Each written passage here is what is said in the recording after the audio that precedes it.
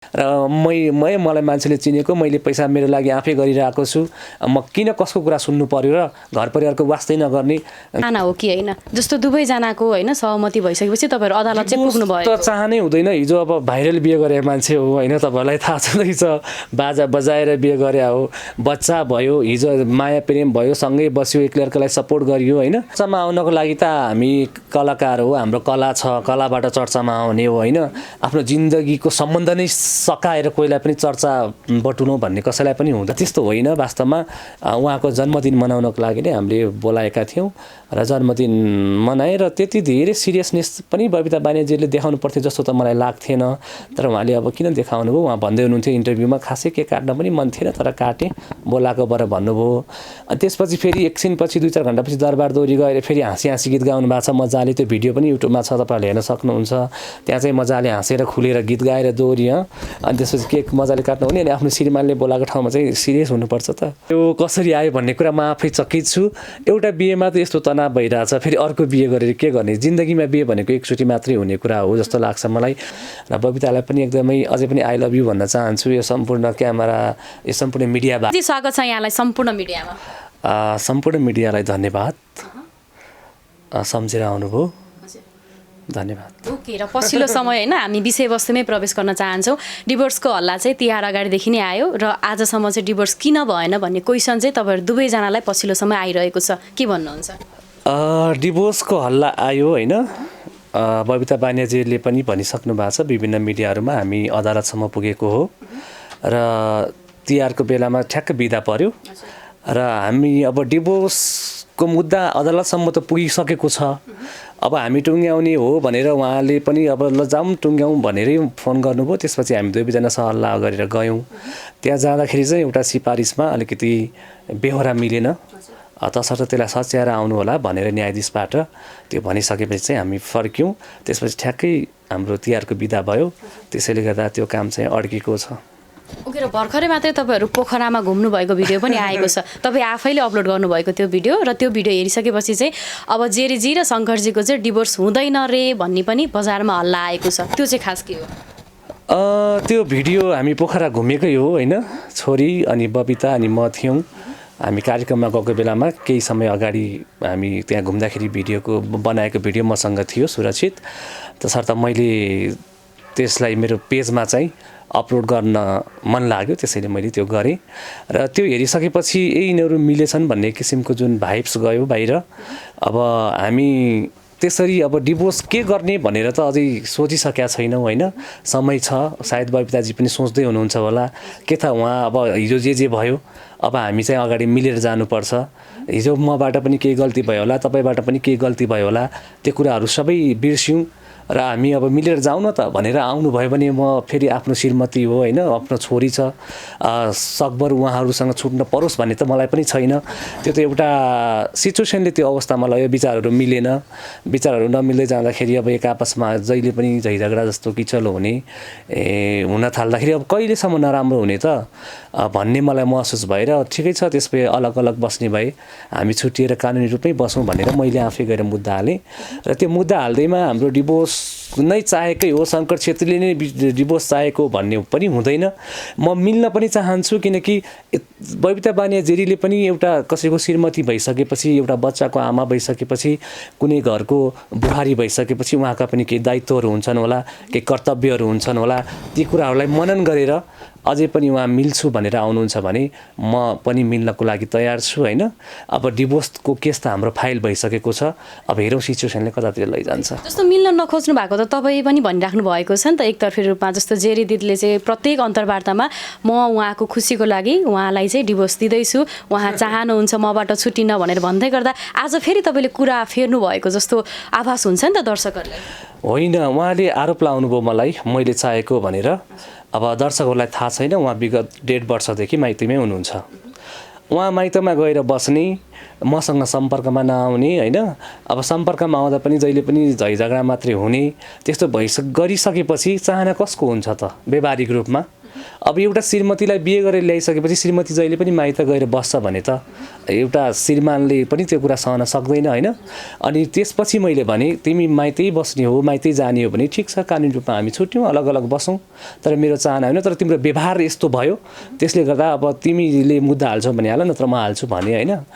त्यो भनेको कारणले गर्दाखेरि चाहिँ उहाँले मुद्दा हालेको उहाँको चाहना हो भन्न पाउनुभयो। तर तपाईँले नै मुद्दा चाहिँ फर्स्टमा किन हाल्नुभयो त? तपाईँहरूको त दोहोरीबाटै विवाह भएको होइन, सम्भवतः एकदमै राम्रो नमुना जोडीहरू मध्ये चाहिँ तपाईँहरूको जोडी पनि पर्ने गर्दछ। दोहोरीबाटै विवाह भएर चाहिँ दोहोरीबाटै छुट्टिन खोजे पनि भन्ने जस्ता चाहिँ आएको छ।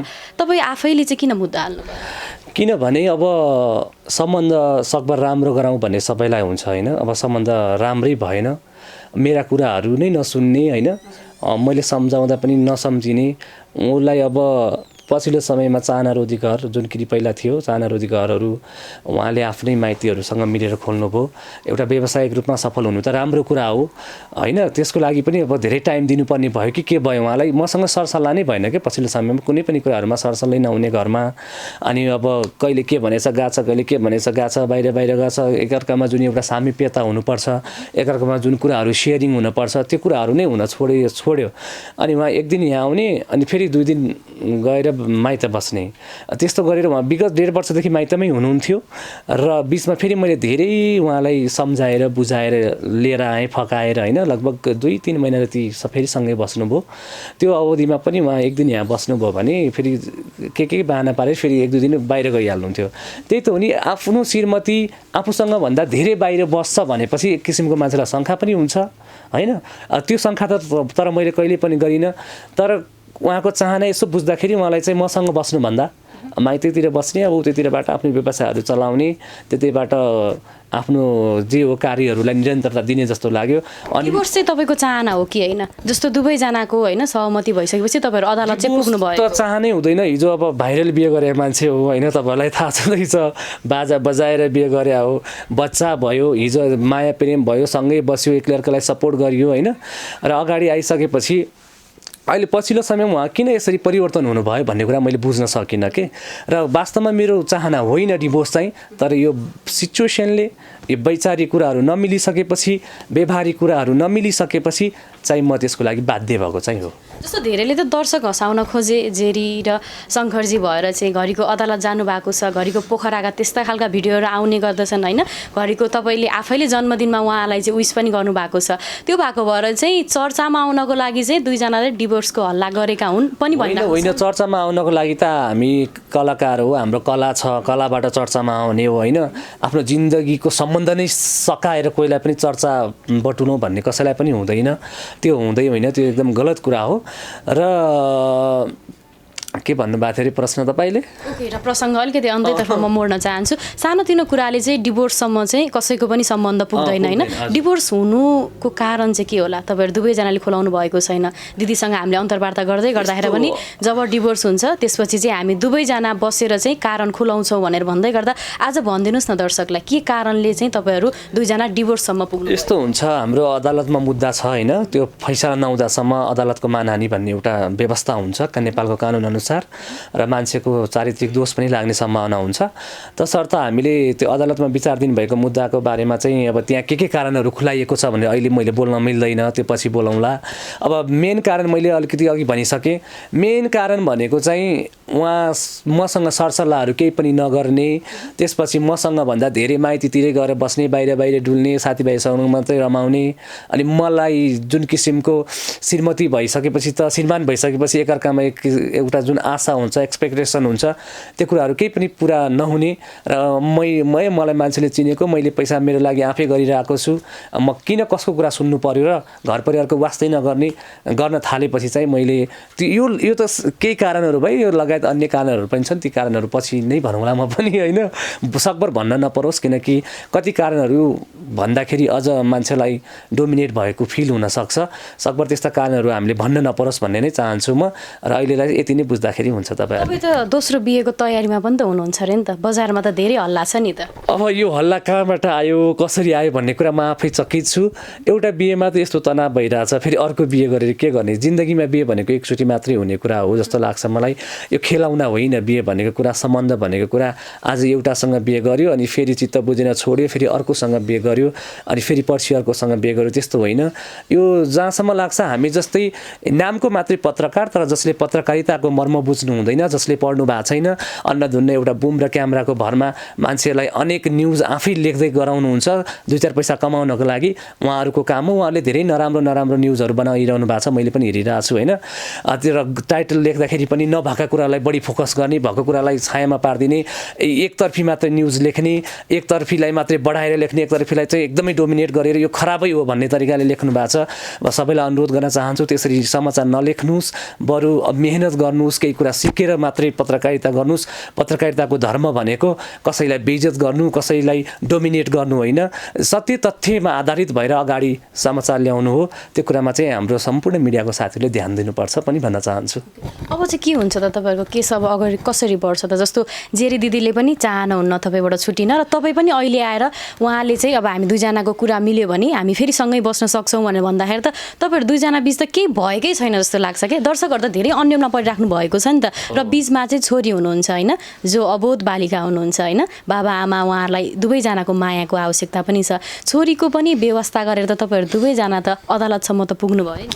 छोरीको व्यवस्था गरेको छैन, व्यवस्था चाहिँ गरेका छौँ हामीले होइन। अदालतमा पनि अदालतले त्यत्तिकै डिभोर्स गर्न गयो भन्दैमा डिभोर्स गराउँदैन।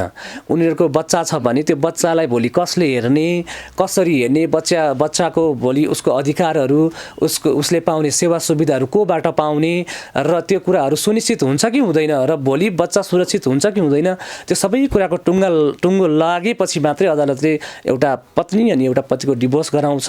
त्यो कुरामा चाहिँ अब बच्चा यदि अब भोलि डिभोर्स हुन्छ या हुँदैन हेरौँ, अब बबिताजी कसरी आउनुहुन्छ त्यो कुरामा पनि डिपेन्ड हुने कुरा हो।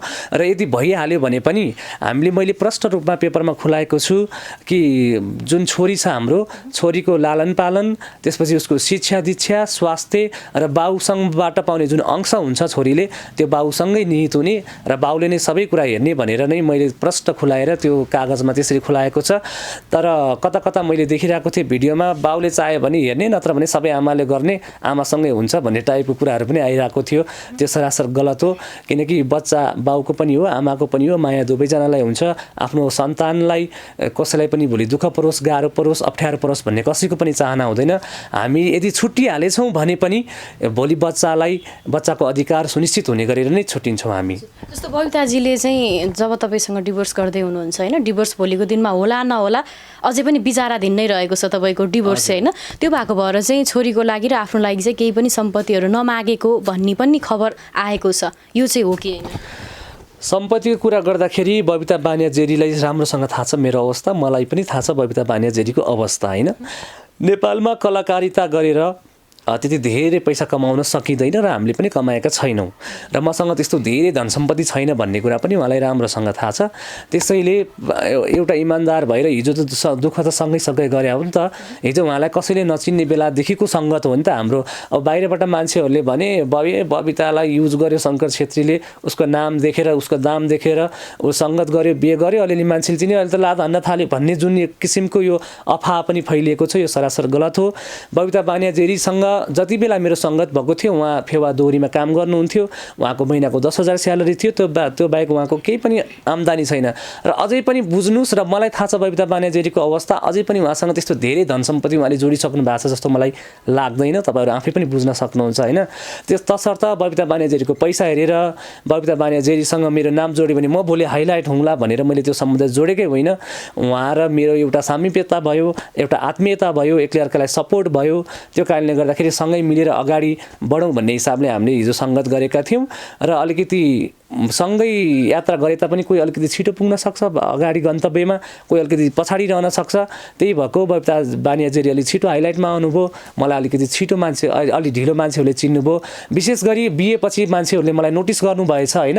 अब त्यो त दर्शकको कुरा हो, उहाँले मलाई कति बेला नोटिस गर्नुभयो होइन, बबिता बानियाजेरीलाई अलिक छिटै नोटिस गर्नुभयो। बिहेपछि दर्शकहरूले मलाई नोटिस गर्नुभएको कुरालाई मैले पनि स्वीकारिरहेकै छु। त्यो हो, त्यो स्वार्थको लागि यताउता होइन र सम्पत्तिको कुरामा उहाँलाई राम्रोसँग थाहा छ मसँग धेरै सम्पत्ति छैन भन्ने कुरा। त्यसैले उहाँले आफूले चाहिँ केही पनि नलिने भन्नुभएको छ र छोरीको लागि चाहिँ शिक्षा दीक्षा स्वास्थ्य र बाउबाट जुन अंश दाबी गर्ने अधिकार हुन्छ बच्चाको त्यो चाहिँ बाउले नै हेर्ने बाउबाटै हुने भनेर खुलाएको छौँ हामीले। जस्तो बबिताजीसँगै नाम जोडिसकेपछि चाहिँ बल्ल तपाईँ चर्चामा आउनुभएको कुरालाई तपाईँले पनि जोडिराख्नु भएको छ र हिजो अस्तिका विगत हेर्ने हो भने पनि तपाईँ पनि आफ्नो ठाउँमा स्ट्रगल गरेर आज यो ठाउँसम्म हुनुहुन्छ। दर्शकहरूले अलिकति पछाडि चाहिँ तपाईँलाई नोटिस गर्नुभएको हो, कारण त्यति मात्रै हो। तर दर्शकहरूले किन बुझ्नुहुन्न त यस्ता खालका कुराहरू? बबिता बानिया जेरीले नै शङ्खरलाई यो क्षेत्रमा लिएर आएको हो र अहिले हाइलाइटमा आइसकेपछि जेरीलाई चाहिँ पन्छाउन लागेको हो पनि भनिरहेका छन्। जसले हाम्रो स्ट्रगल पिरियडबाट हामीलाई चिन्नुभयो उहाँहरूलाई राम्रोसँग थाहा छ, उहाँले यो कुरालाई स्वीकार्नु भएको छ होइन। दुवैजनाले हिजो सँगै सहयात्रा गरेको, हिजो हामी एउटा दोहोरीमा काम कतिले निकाले होइन, कतिले निकाल्दाखेरि हामी सँगै एउटामा नभएर कुन दोहोरीमा काम गर्ने भनेर छलफल गरेर अगाडि बढेको भन्ने धेरैलाई थाहा छ यो फिल्डको मान्छेलाई। अब जसले बिएपछि मात्रै मलाई नोटिस गर्नुभयो उहाँहरूले त्यो भन्नु स्वाभाविकै पनि हो कि जस्तो पनि लाग्छ होइन, किनकि उहाँहरूले सायद म त्योभन्दा अगाडि मलाई नोटिस गरिसक्नु भएको थिएन, त्यसपछि उहाँहरूले गर्नुभयो। एउटा कुरा त्यो, र एउटा फेरि कस्तो पनि हुन्छ भने यो कमेन्ट्स आउने कुरामा चाहिँ एक थरीका मान्छेहरू हुन्छन् जो मान्छेहरूलाई गिराउनकै लागि भनेर उनीहरू कमेन्ट्स गरिरहेका हुन्छन् कि। जस्तै त्यही मान्छेले मेरो भिडियोमा पनि कमेन्ट्स गरिरहेको हुन्छ, त्यही मान्छेले अर्को कलाकारकोमा पनि कमेन्ट्स गरिरहेको हुन्छ, त्यो उसको बेरोजगार छ नि त नेपालमा होइन। अनि उनीहरूको चाहिँ कामै कमेन्ट्स गर्ने हुँदो रहेछ। तर बुझेर कमेन्ट्स गरौँ, कमेन्ट्स गर्दाखेरि पनि नेपालको कानुनको प्रावधान अनुसार यदि भोलि मलाई चित्त बुझेन, भोलि बबिता बानियाजीलाई चित्त बुझेन भने साइबर क्राइम त्यसपछि मानहानि जस्ता मुद्दाहरूका व्यवस्था छन्। भोलि त्योमा फस्नुभयो भने नराम्रो हुन्छ होइन। फेरि सङ्घर्षले धम्कायो धम्की दियो भनेर पनि नबुझ्नु होला। जे छ त्यो सत्य अलिकति तितो हुन्छ, तर त्यसलाई हामीले स्वीकार्नुपर्छ। त्यो कुराहरूलाई मनन गरेर कमेन्ट्स गर्नुहोस्, सत्य तथ्य बुझेर कमेन्ट्स गर्नुहोस्। हो तपाईँलाई मभन्दा बबिता बानिया जेरी प्यारो लाग्न सक्छ, अलिकति उसलाई यो भइराख्दाखेरि तपाईँलाई दुःख भएको हुनसक्छ, तर त्यो भन्दैमा वास्तविकतालाई नै भुलेर चाहिँ कमेन्ट्स गर्ने चाहिँ नगरौँ भन्न चाहन्छु। जस्तो तपाईँहरूको जब विवाह भयो, विवाह लगत्तै नै तपाईँहरूको सम्बन्धमा चाहिँ खटपट आएको भनेर पनि त कतिपय सामाजिक सञ्जालमा अहिले चाहिँ आइरहेका छन् होइन। र बबिताजीले चाहिँ भर्खरै मात्रै दिनुभएको अन्तर्वार्तामा म चाहिँ 1 महिना अगाडि आत्महत्यासम्म गर्ने त्यो सिचुएसनमा चाहिँ पुगेको थिएँ जब मैले छोरीको अनुहार हेरेँ। त्यसपछि चाहिँ मैले चाहिँ यो सबै रोकेर अब म उहाँको खुसीको लागि चाहिँ डिभोर्स दिन्छु पनि भन्नुभएको छ। अहिलेको यो लास्ट 2 महिनामा उहाँ माइतमै हुनुहुन्छ होइन, मसँग हुनुहुन्न उहाँ। अब माइतीमा उहाँले आत्महत्याको प्रयास गर्नुभयो या गर्नु भएन त्यो त मैले देखिनँ, नदेखेको कुरा। मैले पनि त्यही मिडियामा आएपछि थाहा पाएँ। त्यस्तो आत्महत्या गर्नै पर्ने के कारण छ जस्तो त मलाई लाग्दैन। उहाँले किन त्यो भन्नुभयो? अब खै, अब हामी अलग भएकै कारणले गर्दाखेरि उहाँ आत्महत्यासम्म गर्ने त्यति धेरै माया हुन्थ्यो भने त एकल फोन गरेर म आउँछु होइन, मिल्नुपर्छ, अब हिजो जे भयो भनेर भन्नुपर्ने हो। अब त्यस्तो मलाई अहिलेसम्म भन्नुभएको छैन। बरु उहाँले मलाई म्यासेज गरेर अदालत कहिले जाने, कहिले टुङ्ग्याउने, अब जीवन भद्रगोल होला जस्तो छ, केही न केही सोच्नुपर्छ, दुवैजनाले जाउँ छिटो टुङ्ग्यौँ भनेर गरेका म्यासेजहरू मसँग सुरक्षितै छन्, गरेका फोन डिटेल्सहरू पनि छन् होइन। त्यसरी चाहिँ फोन गर्नुभएको थियो उहाँले। अनि त्यसपछि हामी अदालत गएको हो। उहाँले अब मबाट छुट्नु परेर पीडा भएर आत्महत्या गर्न लाएँ भन्न खोज्नु भएको हो कि? त्यो हो भने त आत्महत्या गर्नै पर्दैन नि। म त उहाँलाई जतिखेर पनि एक्सेप्ट गर्न राजी नै छु। उहाँले मलाई एकचोटि फोन गरेर आफ्नो गल्तीहरू रियलाइज गरेर हो मबाट हिजो जे गल्ती भएको थियो त्यो कुराहरू म दोहोऱ्याउँदिनँ, तपाईँको पनि मलाई यो कुरा चित्त बुझेको छैन, तपाईँ पनि यो कुरा सुधार गर्नुहोस् भनेर आउनुभयो भने त म एनी टाइम वेलकम गर्छु नि त उहाँलाई। भनेपछि विवाहपछि पनि तपाईँहरूको सम्बन्ध चाहिँ राम्रो थियो? विवाह पछि नै त हो नि यो सबै भएको। विवाह अगाडि चाहिँ खासै त्यस्तो हुँदैन थियो होइन। अलिअलि अब खटपट जसको पनि हुन्छ सम्बन्धमा हुन्थ्यो, मिल्थ्यो, त्यस्तो हुँदैन थियो। विवाह पछि चाहिँ अलि बढी हुन थाल्यो। विवाह पछि र उहाँले अब छुट्टै माइतीहरूसँगै मिलेर दोहोरी साँझहरू चलाउन थाल्नुभयो। त्यसपछि उहाँको बसाइ हिमचिममै धेरै जसो उता बाहिर नै हुन थाल्यो, मसँग भन्दा सरसल्लाह पनि उतैतिर हुन थाल्यो। अब त्यो हिसाबले गर्दाखेरि चाहिँ अलिकति सम्बन्धमा दरार आउँदै गऱ्यो। जब सम्बन्ध टाढा हुँदै जान्छ नि, जब सँगै भइँदैन, टाढा बसिसकेपछि अब धेरै कुराहरू बिग्रिँदै जाँदो रहेछ। तपाईँहरूले चाहिँ भर्खरै मात्रै चाहना रोधी घर पनि खोल्नु भएको छ। तपाईँहरू दुवैजनाको 50-50 भनेर पनि त्यति बेला नै घोषणा गरिराख्नु भएको थियो। 50-50 होइन, मेरो नाममा त्यहाँ 20% छ अनि बाँकी हाम्रो बबिता बानिया जेरी लगायत उहाँको आफन्तहरूको नाममा छ त्यहाँको सेयर चाहिँ होइन।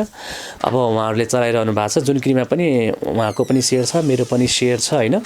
र अरूको हाम्रो दुईजना गरे 60% र अन्य अरू हाम्रो जो पार्टनर दाजुहरू हुनुहुन्छ उहाँहरूको 40% छ। र अब सेयरको कुरा आइहाल्यो, यहाँ पनि मैले देखिरहेको थिएँ कुन मिडियाले लेखिरहेको थियो जुनकिरी रोदी क्लबमा भएको सेयर पनि बबिता बानिया जेरीको पैसा हो भनेर भन्दै हुनुहुन्थ्यो होइन। यस्तो नचाहिने न्युजहरू यो अझ के स्रोतले जनाएको छ पनि भन्नुभएको छ, त्यहाँनिर को स्रोतले जनायो त्यो मलाई थाहा भएन, मलाई सोध्नु भएको छैन। मलाई लाग्छ यस्तो नहुने कुरा बबिताजीले पनि बोल्नुहुन्छ जस्तो मलाई लाग्दैन होइन। उहाँले पनि अलिकति मिलाएर बोल्नुहुन्छ, तर यो यति वाहियत कुरा चाहिँ गर्नुभयो होला जस्तो मलाई लाग्दैन। त्यहाँ 30% बबिता बानिया जेरीको नाममा छ, 30% मेरो नाममा छ होइन। खासमा यो कुराहरू त हाम्रो व्यक्तिगत कुराहरू यसरी भन्नुपर्ने जरुरी त थिएन, तर यो बाहिर आइसकेको कुरा भएको हुनाले मैले क्लियरिफाई गर्नको लागि भन्दैछु। 30% मेरो नाममा छ, 30% बबिताको नाममा छ र बाँकी 40% अन्य पार्टनरहरूको नाममा छ। र जुनकिरी रोदी घरमा बबिता बानिया जेरीले पैसा हालेर शङ्कर छेत्रीको नाममा सेयर दिएको होइन। जुनकिरी रोदी क्लब किन्ने कुरामै मेरो हात छ सबैभन्दा सुरुमा, किनकि हामी अब व्यवसाय गर्ने भनेर छटपटिरहँदा कहाँ गर्ने के कसो गर्ने भन्दाखेरि जुनकिरी रोदी क्लबमै म कार्यरत थिएँ, यो त्यो दोहोरी बिक्रीमा थियो र त्यहाँ मैले अब यही गरौँ भनेर सबैलाई कन्भिन्स गरेको हो। र सबैभन्दा पहिला त्यो जो पुरानो साहु हुनुहुन्थ्यो उहाँको ब्याङ्कमा पैसा डिपोजिट गर्ने मान्छे शङ्कर छेत्री हो, त्यसपछि मात्रै अन्य पार्टनर बबिता बानिया जेरी लगायत हाम्रो अन्य पार्टनरहरूले पैसा खोजेर ल्याएर हाल्नुभयो। यतिसम्म भइसकेको छ तपाईँहरूको होइन, अदालतसम्म पुगिसकेको केसलाई। थोरै यो कुराहरू बिर्सेर चाहिँ अलिकति व्यक्तिगत जीवनतर्फ जान चाहँदा चाहिँ अथवा म आफै पनि जान चाहेँ होइन। तपाईँलाई चाहिँ पर्सनली तपाईँको श्रीमती हुनुहुन्छ, तपाईँको छोरी छ, माया पक्कै पनि लाग्छ, तर आज यत्तिका धेरै मिडियाको अगाडि होइन छातीमा हातै राखेर भन्नुपर्दा तपाईँलाई बबिता बानिया जेरीको माया चाहिँ लाग्छ कि लाग्दैन? माया नलाग्ने भन्ने हुँदैन, किनकि श्रीमती हो। जे भए पनि सानातिना गल्तीहरूलाई त हामी नजरअन्दाज नै गर्छौँ होइन। श्रीमती हो, त्यसमाथि बच्चाको आमा हो, एउटा नारी हो, मेरो आमा पनि नारी हो, मेरो बहिनी पनि नारी हो। मैले जन्म जसलाई दिएको छु नारीलाई नै दिएको छु, तसर्थ नारीलाई पनि सम्मान गर्छु म, र बबिता बानिया जेरीलाई एकदमै माया पनि गर्छु होइन। र यो स्थिति आउला, यो समय आउला भनेर हामीले यो सोचेका थिएनौँ, तर अलिकति उहाँले आफूलाई कन्ट्रोल चाहिँ गर्नुपर्छ है। सम्बन्ध टिकाउने हो भने अलिकति कन्ट्रोल गरेर मेरा कुराहरू पनि सुन्ने गरेर अनि दुईजनाले सरसल्लाह गरेर अगाडि बढ्ने तरिकाले उहाँ आउनुभयो भने म त अझै पनि राजी नै छु। मैले मुद्दा हाले तापनि त्यो त्यहाँ त्यो डिसमिस गर्न पनि मिल्छ, फिर्ता लिन पनि मिल्छ, त्यो व्यवस्था हुन्छ सबै। जस्तो अस्ति अदालतकै केसमा पनि होइन तपाईँ एकदमै धेरै खुसी हुनुहुन्थ्यो, बबिताजीलाई चाहिँ डेङ्गु पनि भएको थियो, त्यो भएर पनि दर्शकहरूले चाहिँ अलिकति नराम्रो अर्थमा त तपाईँलाई नै आउने होइन। अदालतमा म खुसी थिएन, तर मेरो एउटा बानी के छ भने हाँसी अहिले पनि म हाँसेरै बोलिरहेको छु होइन। म त्यस्तो सिरियस भएर पनि बोल्न सक्दिनँ, धेरै उत्ताउलो भएर पनि बोल्न सक्दिनँ, एउटा नर्मल हिसाबमा बोल्ने हो। अब अस्ति केक काट्ने कुरा आयो होइन, के भन्छ हाम्रो जुनकिरी रोदी क्लबमा जेरीको बर्थडे थियो, उहाँलाई मैले नै बोलाएँ, आऊ अब भोलि छुट्टिएला नछुट्टिएला आफ्नो ठाउँमा छ, जे पनि जन्मदिन त प्रत्येक साल विस गर्दै आइरहेको हो नि त, त्यही भएर योपालि पनि काटौँ भने मैले नै उहाँलाई बोलाएँ। अनि अब बर्थडेमा त मान्छे सिरियस हुँदैन नि त, आफ्नो श्रीमतीलाई केक काट्नको लागि बोलाइरहेको छु मैले भनेपछि अनि म सिरियस भएर बस्नुपर्ने हो। त्यहाँ कतिजनाले त्यो भिडियोको कमेन्ट्समा मैले हेरेँ, हेर बबिता बानिया जेरी चाहिँ बिचरङ गरेर बसेको छ, कति उत्ताउलो भएको, कति हाँस, कति खुसी भएको भनेर त्यस्तो कमेन्ट गर्नुभएको छ। श्रीमतीको बर्थडेमा त केक काट्नको लागि रमाइलो गर्नको लागि बोलाइरहेको छु मैले भनेपछि त रमाइलो गर्नु पऱ्यो, त्यहाँ हाँस्नै पऱ्यो। प्लस त्यहाँ अब त्यो इन्टरभ्यू लिने क्रममा पनि त्यहाँ धेरै गेस्टहरू आइसक्नु भएको थियो, उताबाट हाई भनिरहनु भएको थियो होइन। अनि अब उहाँलाई मैले हल्लो भनिरहेको थिएँ, यताउता त्यो भनिरहेको थिएँ, अनि त्यो चाहिँ केयरलेस गरे जस्तो देखिएछ क्यामेरामा। त्यस्तो होइन, वास्तवमा उहाँको जन्मदिन मनाउनको लागि नै हामीले बोलाएका थियौँ र जन्मदिन मनाएर त्यति धेरै सिरियसनेस पनि बबिता बानिया जेरीले देखाउनु पर्थ्यो जस्तो त मलाई लाग्थेन, तर उहाँले अब किन देखाउनु भयो, उहाँ भन्दै हुनुहुन्थ्यो इन्टरभ्यूमा खासै केक काट्न पनि मन थिएन तर काटेँ बोलाएको बर भन्नुभयो। अनि त्यसपछि फेरि एकछिनपछि 2-4 घन्टापछि दरबार दोहोरी गएर फेरि हाँसी गीत गाउनु भएको छ मजाले, त्यो भिडियो पनि युट्युबमा छ, तपाईँहरूले हेर्न सक्नुहुन्छ। त्यहाँ चाहिँ मजाले हाँसेर खुलेर गीत गाएर दोहोरी। अनि त्यसपछि केक मजाले काट्नु हुने, अनि आफ्नो श्रीमानले बोलाएको ठाउँमा चाहिँ सिरियस हुनुपर्छ त पर्दैन नि, त्यो अब हुन त उहाँको मुडको कुरा हो, त्यो मान्छेको मुड कति बेला के हुन्छ भन्ने कुरा त हुँदैन। जे होस् त्यसो भए नढाँटी भनिदिनुहोस् न त, उहाँले चाहिँ धेरै जस्तो बानीहरू चाहिँ सुधार्नुपर्ने छ, उहाँ फेरि पनि अझै मसँग आएर मिल्छु अनि भन्नुभयो भने म अझै एक्सेप्ट गर्छु भनेर भन्दै गर्दा उहाँले सुधार्नुपर्ने बानीहरू चाहिँ के हो? भने सबभन्दा त कुराहरू लुकाउनु भएन, पारदर्शिता हुनु पऱ्यो के सम्बन्धमा पारदर्शिता चाहिन्छ। एउटा श्रीमान श्रीमती भइसकेपछि कुनै पनि कुराहरू लुकाउने छिपाएको महसुस मलाई हुन भएन, मैले पनि त्यस्तो लुकाएको छिपाएको महसुस उसलाई गराउनु भएन होइन। त्यो दोहोरै हो। फेरि मैले त्यहाँ कमेन्ट्स के आउन सक्छ भने श्रीमतीले मात्रै यस्तो यस्तो गर्नुपर्छ भन्ने, आफूले चाहिँ के नगर्ने भन्ने हुनसक्छ। मैले जे कुरा उसले गर्नुपर्छ भनिरहेको हुन्छु त्यो कुरा मैले पनि गर्नुपर्छ भन्ने हो मेरो चाहिँ होइन। त्यो गर्नु पऱ्यो। त्यसपछि व्यवहारहरू गर्ने कुरामा सरसल्लाह हुनु पऱ्यो होइन। र आफू अब अलिकति चर्चामा छु भन्दैमा अब घरको कोही पनि मान्छे होइन, म नै सर्वसर्वा हुँ, मेरै कुराहरूलाई दिनुपर्छ, मैले भनेको मान्नुपर्छ भनेर चाहिँ त्यसरी सम्बन्ध टिक्दैन। अब तपाईँको चाहना चाहिँ के छ त? जस्तो यो अहिले जति पनि यो समस्याहरू आइरहेका छन् होइन, तपाईँहरूको भोलि डिभोर्स होला नहोला, अझै पनि मिल्नु होला, अझ हामी त सम्पूर्ण मिडियाकर्मीको तर्फबाट त तपाईँहरू दुईजना मिलेको हेर्ने नै चाहना रहेको छ हामीले सुरुवातदेखि नै भन्दै गर्दाखेरि। यो बिचमा अथवा आजको दिनमा चाहिँ तपाईँको बबिता बानिया जेरीसँग कुराकानी चाहिँ भएको छ कि छैन? यो बिचमा भएन। मेरो लगभग त्यही अदालत जानुभन्दा अघिल्लो दिन भयो थियो। अनि त्यसपछि तिहारको 1-2 दिन अगाडि उहाँले फोन गर्नुभएको थियो अर्कै नम्बरबाट। अनि पछि थाहा पाएँ मैले उहाँको मोबाइल हरायो भनेर। त्यसपछि भन्नुभएको थियो के हो कामहरू के हुने भयो भनेर सोध्नुभएको थियो। मैले अब तिहारको बिदा भयो, अब तिहार पछि गरौँला भने उहाँ अलि पछिल्लो समयको उहाँले गरेका मलाई मेसेजहरू हेर्दाखेरि उहाँले अलि छिटो गर्न पाए हुन्थ्यो भन्ने हो कि जस्तो पनि लाग्छ मलाई चाहिँ होइन। अनि म चाहिँ के भन्छु भने अब सकभर जोडिएको सम्बन्ध नछुटाउँ होइन, किनकि भोलि छुटिए पनि कतै न कतै कोही न कोहीसँग जोडिए पनि फेरि राम्रै हुन्छ भन्ने पनि हुँदैन। सकभर बच्चा छ, बच्चाको लागि पनि सोच्नुपर्छ। बाबुआमासँगै भए जस्तो त हुँदैन नि त बच्चाको लागि त। तसर्थ सकभर जोडिसकेको सम्बन्धलाई नछुटाउँ। केही गल्ती उसको पनि होला, केही गल्ती मेरो पनि होला, दुवैजनाले सुधार गर्न सकिन्छ भने अझै पनि सुधारेर जाउँ। तर होइन अब हुँदैन, अब यस्तो वर्ष ट्राई गरेकै हो भन्ने मलाई पनि अलिअलि फिल त छ।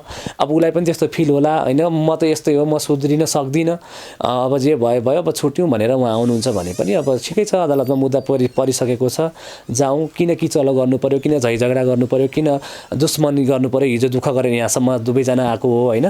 भोलिका दिनहरूमा पनि एकअर्कालाई सपोर्ट गर्ने एउटा ठाउँ राखेर छुट्यौँला भन्न चाहन्छु म चाहिँ। उहाँ त सम्पर्कविहीन भएको खबर पनि त आयो नि केही दिन अगाडि। म पनि दङ्ग परेँ। सम्पर्कविहीन जेरी भनेर न्युजहरू आयो होइन। फोन त लागेन, उसको फोन हरायो भन्ने आयो। अनि हाम्रो कमल सरगमजीले त पढेर भन्नुभएको थियो। अनि मैले उहाँलाई फोन पनि गरेँ कसरी सम्पर्कविहीन भयो भनेर। अनि उहाँले बनाएको भिडियोहरूमा चाहिँ जेरीले डिभोर्स गर्न नचाहेको अनि शङ्कर छेत्री के अरूसँग सम्बन्धमा के बोल्नु भएको रहेछ। नि मैले उहाँले कराएँ, मजाले कराएँ फोन गरेर। मेरो कोसँग सम्बन्ध भएको देख्नुभयो तपाईँले, भोलि प्रमाणित गर्न सक्नुहुन्छ। जे पाए त्यही त्यसरी बोल्नु हुँदैन है तपाईँले, मैले भनेर उहाँलाई पनि भने। उहाँले भन्नुभयो होइन कुन त नेपाली प्रेसमा कि केमा आएको थियो न्युज, मैले त्यही पढेको भन्नु। तपाईँ त मलाई चिन्नुहुन्छ, धेरै वर्षदेखि चिन्नुहुन्छ भनेपछि एकचोटि मलाई सोधेर मात्रै यस्तो गर्नु होला भने। त्यही न्युज हेरेर थाहा पाएको मैले उहाँ सम्पर्कविहीन हुनुभयो भनेर। मैले कुरा गरेको 5-7 मिनटपछि फेरि हाम्रो बबिता बानिया जेरीको भाइ विजय बानियाले फेसबुकमा स्ट्याटस लेख्नुभयो कि दिदी हामीसँगै हुनुहुन्छ, कतै पनि सम्पर्कविहीन होइन। उहाँ अब मिडिया र विभिन्न मान्छेहरूसँग सम्पर्कमा नरहेर रेस्ट गर्न चाहनुहुन्छ, त्यसैले यो अफवाह फैलाइएको भनेर उहाँको भाइले स्ट्याटस लेख्नु भएको थियो। त्यसपछि भनेपछि उहाँ सम्पर्कविहीन होइन भनेर बुझ्यो, मोबाइल चाहिँ हराएको रहेछ। यो बिचमा तपाईँको छोरीसँग चाहिँ कुराकानी भेटघाट चाहिँ भयो कि भयो? छोरीसँग मेरो भेटघाट लगभग 1 हप्ता अगाडि भयो। त्यो पनि अब के कसरी जाने हामी अगाडि, अब कोर्टमा कहिले जाने, के गर्ने र कसरी मिलाउने त हाम्रो कुराहरू भनेर बबिता अनि म भेटेर सल्लाह गरेका थियौँ। त्यति बेला उसले छोरीलाई पनि लिएर आएको थियो। अनि हामी भेट्यौँ, त्यही एकछिन भेट भयो। अबको चाहना चाहिँ तपाईँको के छ? अबको चाहना त त्यही हो, मिल्न सकिन्छ भने मिलौँ, अझै पनि होइन, समय छ। एकले अर्कालाई अब नराम्रो गरेर भन्दा पनि हिजो दुःख गरेर आएको मान्छे हो, राम्रै गरेर जाउँ। अब सकिँदैन भने पनि अनावश्यक मिडियाबाजी गर्ने कामहरू, मिडियामा अनेक समाचारहरू फैलाउने कामहरू नगरौँ र जाउँ शान्तपूर्ण तरिकाले। अब कानुनी रूपमा बच्चाको अधिकारहरू सुनिश्चित हुने गरेर अब मिल्न सकिँदैन भने चाहिँ है छुट्यौँ, त्यही त हो नि भन्ने अन्तमा। अन्तिममा छौँ, बबिताजी र तपाईँको प्यारी छोरीलाई के छ सन्देश? बबिता जी र छोरीलाई एकदमै माया गर्छु, सम्झिरहन्छु होइन। र बबितालाई पनि एकदमै अझै पनि आई लभ यु भन्न चाहन्छु यो सम्पूर्ण क्यामेरा, यो सम्पूर्ण मिडियाबाट। र म जस्तो छुट्टिहाल्ने भन्ने सोचमा केही समय अगाडि गएँ, किनकि व्यवहार त्यस्तै भयो नि त। गएर मैले धेरै ठन्डा दिमागले सोच्दाखेरि सकभर नछुटिन पऱ्यो हुन्थ्यो भन्ने त मनमा छ मलाई पनि। सकभर अब मिलौँ। अहिले चाहिँ पछुतो लाग्यो त तपाईँलाई? हजुर, अहिले चाहिँ पछुतो लाग्यो त? पछुतो होइन, मैले सम्बन्ध जोगाउन चाहेको हो। पछुतो पहिला चाहिँ जस्तो तपाईँले चाहिँ सम्बन्ध चाहिँ जुन चाहिँ जोड्न भन्दा पनि त्यसलाई चाहिँ हटाउने भनेर चाहिँ तपाईँले चाहिँ हटाउने होइन, हिजोको र अहिलेको कन्डिसन फरक छ नि त। किनकि उसले मिडियामा भनिसकेपछि म त मिल्न चाहन्छु भनिसकेपछि त हिजो उसले मिल्न चाहदिनँ, जाउँ छुट्यौँ भने हो नि त। त्यही भएर ल छुट्टिने भए छुट्यौँ भने मैले। अब अहिले मिडियाहरूमा गएर उहाँले म त मिल्न चाहन्छु अझै पनि एकचोटि यताउता भन्नुभएको छ होइन। त्यही भएर ल साँच्चीकै मिल्न चाहेको हो, मनैबाट त्यो कुरा बोलेको हो भने म पनि तयार छु भन्ने कुरा हो। कति पर्सेन्ट चाहिँ उहाँहरू चाहिँ मिल्न सक्नुहुन्छ भनेर हामी जानकारी दिँदाखेरि हुन्छ होला? अब म आपसी कुरा त हुन्छ होला होइन, एक हप्ता होइन, अब कुरा भएको छैन। उहाँ अहिले हिजो मात्रै गोर्खातिर जानुभएको छ, माइती गाउँ भन्ने मैले सुनेको छु। कुराकानी भएको छैन, सम्पर्क भएको छैन। मिल्छ भने सम्पर्क गर्नु होला, म कुरा गर्न चाहन्छु जेरीसँग। यो पनि त पक्कै पनि यो भिडियो हेर्नुहुन्छ नि त, यतिका धेरै मिडियाले खिच्दै गर्दाखेरि त हेर्नुहुन्छ। के भन्नुहुन्छ त ल अन्तिममा छोटो भिडियो? त्यही हो, अब तपाईँ त्यसरी सम्पर्कबिन नहुनुहोस् होइन। जे गरे पनि, मिल्ने भए पनि नमिल्ने भए पनि सम्पर्कमा आउनुहोस्, मसँग कुरा गर्नुहोस्, कसरी अगाडि बढ्ने, के गर्ने। अब त्यो समस्याबाट भागेर लुकेर समस्याको समाधान हुँदैन। अब तपाईँ अब के कारणले जानुभयो त्यो त मलाई थाहा छैन। अब मान्छेले अब सम्पर्कबिन भयो भनिरहेछ, के भनिरहेछ। म सबै छोरीलाई पनि मिस गरिरहेको छु, जेलाई पनि मिस गरिरहेको छु। मिलेसम्म यो भिडियो हेर्नुभयो भने चाहिँ एकल फोन गर्नु होला भन्न चाहन्छु। हस् त, यहाँलाई धेरै धेरै धन्यवाद। हस्, धन्यवाद।